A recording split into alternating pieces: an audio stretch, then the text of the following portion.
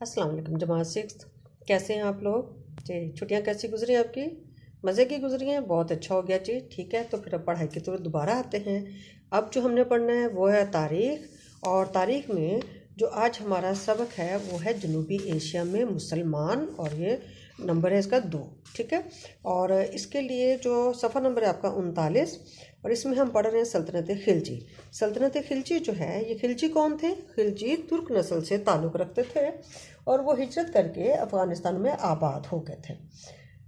खिलजी अफ़गानिस्तान के जिस इलाके में जाकर आबाद हुए थे उसका नाम खिल्ज था, इसी निस्बत से उन्हें खिलजी कहा जाने लगा। ठीक है, तो ये वाली लाइनें आपने अपने अंडरलाइन करनी है अपनी बुक पे, और आपने इनको जो है अच्छी तरह से इनके ताल्लुक याद रखना है। यही आपके सवाल होंगे कि जी खिलजी कौन थे, उनका ताल्लुक किससे था, या वो क्यों वो खिलजी क्यों कहलाए थे। ठीक है, अब हम अगला हमारा है कि सुल्तान जलालुद्दीन खिलजी, इस सल्तनत का बानी कौन था? खिलजी सल्तनत की बुनियाद खिलजी सल्तनत की बुनियाद किसने रखी थी? खिलजी सल्तनत की बुनियाद सुल्तान जलालुद्दीन फिरोज खिलजी ने रखी थी। किसने रखी थी? सुल्तान जलालुद्दीन फिरोज खिलजी। और इस ख़ानदान ने 30 साल तक जो है वो हुकूमत की थी। इस ख़ानदान ने 30 साल तक जो है वो हुकूमत की थी, 90 से 21 तक। ठीक है, तो 30 साल तक इसने हुकूमत की थी। ये मैंने पेंसिल से जो है आपके यहाँ पे इसको नोट भी कर दिया है। ठीक है, अच्छा जी, अब हम आगे आते हैं कि अगर ये बानी इसका ये था तो इसमें अच्छा हुक्मरान कौन सा था? तो इस ख़ानदान का या इस सल्तनत का सबसे अच्छा सुल्तान जो है वो सुल्तान अलाउद्दीन खिलजी था, और इसने 20 साल हुकूमत की थी, 1296 से 1316 तक। ठीक है, अच्छा ये कौन था जी? ये जलालुद्दीन फिरोज खिलजी का भतीजा और इसका दामाद था। ठीक है, कौन था? जलालुद्दीन खिलजी का भतीजा और दामाद था। अच्छा, ये पढ़ा लिखा नहीं था ज़्यादा, लेकिन बहुत सिपा सलार का ना, यानी फौज का जो जनरल है, ये बहुत अच्छा था। इसमें अल्लाह ताला ने बड़ी खुदादा सलाहियतें दी हुई थी, और इसने अपने दौरे हुकूमत में इस्लामी सल्तनत को बहुत मजबूत बनाया और उसको बहुत वसी किया, यानी बहुत सारे इलाके इसने फतह किए साथ में। अच्छा, आपकी बुक में भी लिखा हुआ है कि जब ये बादशाह बना था, सुल्तान बना था, तो उस वक्त जो है मंगोलों के हमले बहुत ज़्यादा थे। हर तरफ दुनिया में मंगोलों के हमले हो रहे थे, हिंदुस्तान में भी हो रहे थे। अब यहाँ पर जो हमले हुए तो इन हमलों में जो है एक तो मुकाबला करना था उसका, फिर जो रियासतें थी दूसरी, उन्होंने जो है इस पे जो इसको खराज देते थे, यानी जो टैक्स वगैरह देते थे, उन्होंने वो टैक्स देना जो है वो बंद कर दिया था। तो उसकी वजह से भी जो है वो आमदनी भी कमी हो रही थी उसमें। लेकिन उसके बावजूद उसने जो ना इन हमलावरों का मुकाबला भी किया, और रियासतों से उसने खराज भी जो है ना वसूल किया।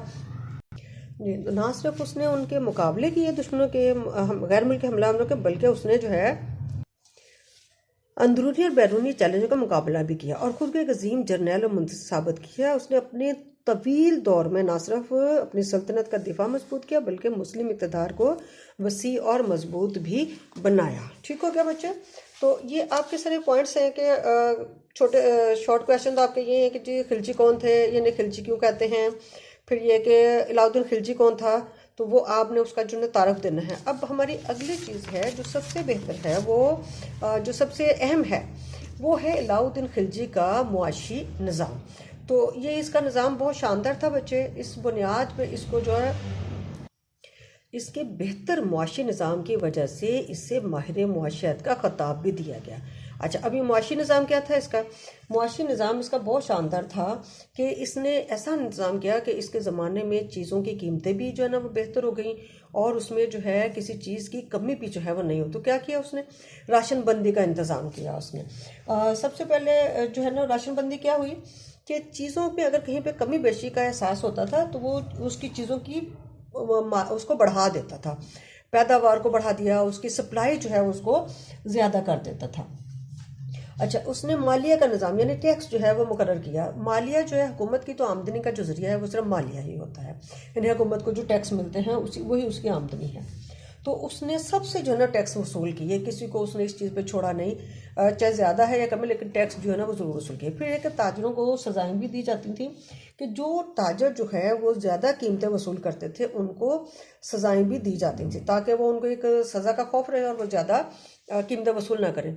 मंडियों की खुफिया निगरानी होती थी, खुफिया पुलिस के ज़रिए से मंडियों की निगरानी होती थी। और जहाँ ये एहसास होता था कि बाज़ारों में जो है वो कीमतें ज़्यादा तो नहीं वसूल कर रहे या कोई घटिया माल तो नहीं बेच रहे हैं, तो इस वजह से जो है ये काम भी उसने किया था। फिर ये था नाप तोल का निज़ाम उसने किया, यानी जो नाप तोल का निज़ाम था उसको बेहतर किया, वज़न के पैमाने मुकर्रर किए गए और इस चीज़ का ख़ास ख्याल रखा जाता था कि दुकानदार जो है कम ना तोल के दें किसी को।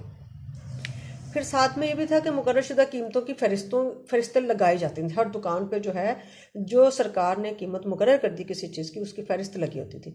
अगर वो फहरिस्त नहीं होती थी तो भी उन दुकानदारों को सज़ा होती थी। मतलब फहरिस्त नहीं लगी तो दुकानदार अपनी मर्ज़ी की कीमत वसूल कर सकता है। इससे बचने के लिए उसने हर दुकानदार को अपनी जो फहरिस्त होती थी कीमतों की वो लगानी पड़ती थी, वो जो बेचता था। फिर उसके बाद सरकारी मुलाजमिन की तनख्वाह में इजाफा कर दिया। अच्छा, ये इसलिए किया गया ताकि जब इनकी तनख्वाहें मुनासिब हों तो ये जो है ना दूसरों से रिश्वत ना ले सके।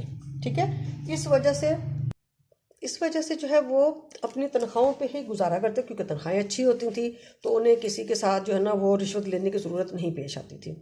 इससे फ़ायदा क्या हुआ कि इससे जो है वो लोगों ने जो है वसाइल ज़्यादा हो गए और किसी को जो है ना किसी चीज़ की किल्लत का सामना नहीं होता था। तो जब चीज़ें आपको मुनासिब मिकदार में मिलती रहे ना तो वो चीज़ें महंगी नहीं होती हैं। ठीक है, जागीरदारों की भी उसने तनख्वाहें मुकर्रर कर दी थी। इससे क्या हुआ कि ये बहुत ज़्यादा मुल्क जो है वो मतलब मालिये में या टैक्स में बहुत ज़्यादा इजाफा हो गया, सरकारी ख़जाने में इजाफा हो गया और इसका शुमार जो है वो हिंदुस्तान के चंद बड़े बादशाहों में, बड़े सुल्तानों में होता है। तो बच्चे यही जो आपके ये ये जो आपके पॉइंट्स बने हुए यही आपके सवाल हैं। राशनबंदी का निज़ाम कैसे किया और ताजरों को सजाएं क्यों दी जाती थी। लेकिन ये बात आपने याद रखनी कि ये अलाउद्दीन खिलजी के मुआशी निज़ाम की बात हम कर रहे हैं। किसकी कर रहे हैं? अलाउद्दीन खिलजी के मुआशी निज़ाम की। ठीक है, इसमें उसने क्या कुछ किया था, तो ये कीमतों की फहरिस्तें क्यों लगाई जाती थी, या सरकारी मुलाजमिन की तनख्वाह में इजाफे से फ़ायदा क्या हुआ, या सरकारी मुलाजमिन की तनख्वाह में इजाफा क्यों किया गया। सबक को अच्छी तरह से पढ़िए, वीडियो को बार बार देखिए और यही जो आपके पॉइंट्स हैं इन्हीं पॉइंट्स का अपने सवाल बनाने हैं, शॉर्ट क्वेश्चन, और आपने जवाब लिखने भी हैं और याद भी करने हैं। और ये आपका पूरा लॉन्ग क्वेश्चन भी हो सकता है कि अलाउद्दीन खिलजी का मुआशी निज़ाम कैसा था, आप इसके बारे में क्या जानते हैं, या आपको इसकी कौन कौन सी बातें जो है ना वो पसंद आई हैं। तो ये आपका लॉन्ग भी हो जाता है और शॉर्ट भी। तो बच्चों आपने बहुत अच्छी तरह से सबक को पढ़ना है, समझना है और लिखना भी है और याद भी करना है। ओके बच्चों, अल्लाह हाफिज़।